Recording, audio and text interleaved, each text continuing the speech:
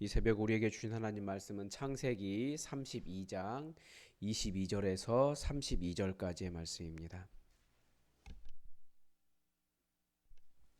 창세기 32장 22절에서 32절입니다. 우리 하나님의 말씀을 다 함께 받들어 읽겠습니다.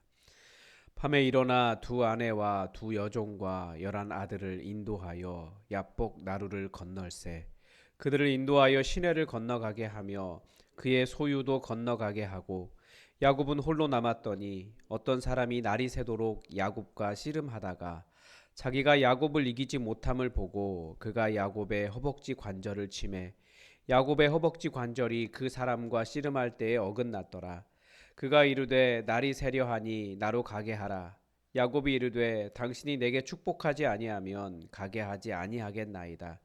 그 사람이 그에게 이르되 내 이름이 무엇이냐? 그가 이르되 야곱이니이다. 그가 이르되 내 이름을 다시는 야곱이라 부를 것이 아니요 이스라엘이라 부를 것이니 이는 내가 하나님과 및 사람들과 겨루어 이겼음이니라. 야곱이 청하여 이르되 당신의 이름을 알려주소서. 그 사람이 이르되 어찌하여 내 이름을 묻느냐 하고 거기서 야곱에게 축복한지라. 그러므로 야곱이 그곳 이름을 브니엘이라 하였으니 그가 이르기를 내가 하나님과 대면하여 보았으나 내 생명이 보존되었다 함이더라. 그가 브니엘을 지날 때에 해가 돋았고 그의 허벅다리로 말미암아 절었더라. 그 사람이 야곱의 허벅지 관절에 있는 둔부의 힘줄을 쳤으므로 이스라엘 사람들이 지금까지 허벅지 관절에 있는 둔부의 힘줄을 먹지 아니하더라. 아멘.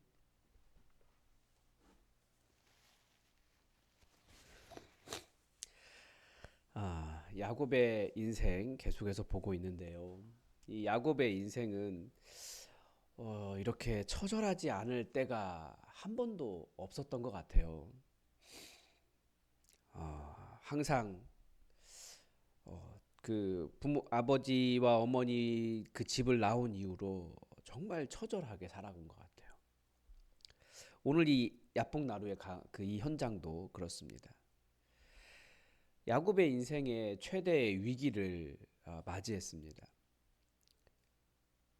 뒤에는 물론 이제 그 길르앗을 두고 그 돌무더기 뒤로 삼촌이 추격해 오진 않지만 뒤로 물러설 수도 없어요. 앞에는 20년 전에 죽이겠다고 다짐했던 형 에서가 여전히 400명의 군사를 거느리고 오고 있습니다. 야곱은 할 수 있는 모든 수단을 다 동원했습니다. 가축대도 나누고 자식과 아내들을 먼저 강 건너편으로 보냈습니다. 그리고 그에게 남은 것은 아무것도 없었습니다. 성경은 이 장면을 한 문장으로 요약합니다. 야곱은 홀로 남았더니. 우리 삶에도 이런 순간이 찾아오죠. 여러 상황으로 인해서 혹은 알 수 없는 불안이 우리의 영혼을 잠식할 때, 또 여러 모든 노력을 다 했는데 결국 되지 않을 때, 그렇게 홀로 남겨진 밤을 경험합니다. 세상은 그 밤을 절망이라 부릅니다. 그런데 성경은 그 홀로 남은 그 밤을 다르게 부르고 있습니다. 그 밤을 하나님과의 대면이 시작되는 시간이라고 말합니다.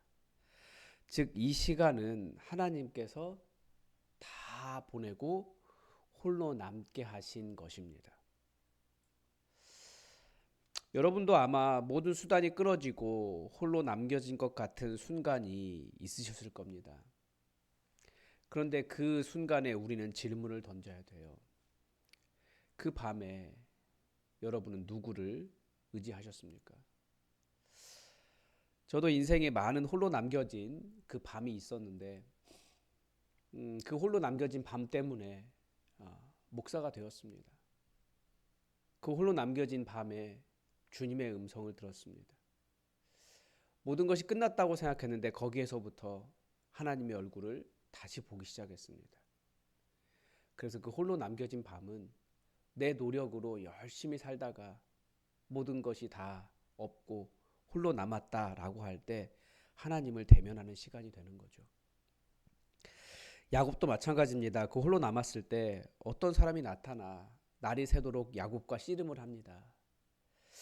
왜 씨름을 시작하게 되었는지도 기록하고 있지는 않습니다. 그런데 여기서 씨름이라고 하는 그 사건 자체가 야곱의 인생이었다라는 거예요. 이 씨름의 본질이 무엇입니까? 야곱은 태어날 때부터, 아니 엄마 뱃속에서 만들어질 때부터 씨름하던 자였습니다. 엄마 뱃속에서 형 에서와 씨름했고, 태어날 때도 형의 발 뒤꿈치를 잡고 씨름하며 태어났습니다. 그는 아버지를 속였고 라반과 경쟁했습니다. 야곱의 인생은 늘 내 힘으로 쟁취해야 하는 씨름이었습니다. 그런데 이 밤 나타난 그분은 야곱의 힘으로는 이길 수 있는 상대가 아니었습니다. 날이 새려할 때 그분은 야곱의 허벅지 관절을 치셨습니다. 허벅지 관절이 어떤 곳입니까? 씨름을 할 때 가장 모든 힘이 모이는 곳이 허벅지 관절이에요. 인간의 힘이 응집되는 곳입니다. 하나님은 야곱의 육체적 힘을 무너뜨리심으로써 그가 평생 의지해온 자기 확신과 다른 사람을 조종하는 능력을 깨뜨리십니다. 우리가 삶의 고난이 닥치면 이렇게 홀로 남겨진 시간이 되면 왜 그렇게 힘들까요? 그것은 여전히 내 힘으로 상황을 통제할 수 있다라고 믿기 때문입니다. 그러나 복음은 말합니다. 우리가 무너지는 지점이 바로 하나님의 은혜가 시작되는 지점이다. 이렇게 가르쳐 줍니다. 하나님은 우리가 강할 때가 아니라 우리가 철저히 약해져서 그분께 매달릴 수밖에 없을 때 비로소 우리를 만나 주십니다. 야곱의 힘이 꺾인 이 지점에서 이제 우리는 왜 야곱이 그토록 처절하게 그분께 매달렸는지 그 이유를 보아야 합니다. 허벅지 관절이 어긋난 야곱은 이제 싸우는 것이 아니라 매달리기 시작합니다. 자기 힘이 있으니까 하나님과도 싸웠어요. 그런데 자신의 힘이 없어지니까 내게 축복하지 아니하면 당신을 절대 가게 하지 않겠습니다 라고 말하며 매달립니다. 그때 그분이 묻습니다. 내 이름이 무엇이냐? 야곱이 하나님이 야곱의 이름을 몰라서 물으셨겠습니까? 아닙니다. 20년 전 이삭이 앞이 보이지 않을 때 야곱에게 이름을 물었을 때 저는 에서입니다 라고 거짓말했습니다. 축복을 얻기 위해 얼마든지 거짓말하며 타인의 이름을 그 가면을 썼던 사람이에요. 그런데 이제 모든 것이 꺾이고 나니까 하나님 앞에서 고백합니다. 저는 야곱입니다.